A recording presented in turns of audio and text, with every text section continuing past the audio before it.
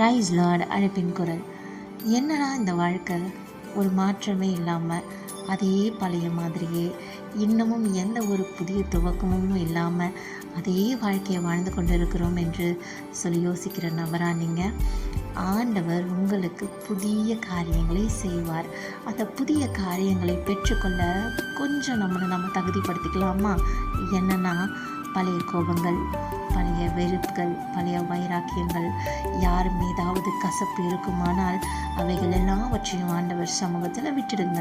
பழைய மனுஷனை நாம் கலைந்து போடும் பொழுது புதிய காரியங்களையும் புதிய துவக்கத்தையும் ஆண்டவர் நமக்கு தருகிற தேவனாக இருக்கிறாரு. ஆமாங்க, யாராவது உங்களை காயப்படுத்தியிருந்தா மன்னிச்சிடுங்க. நீங்கள் யாரையாவது காயப்படுத்தியிருந்தா ஒப்புரவாகுங்க. ஆண்டவர் புதிய காரியத்தை செய்கிறார்.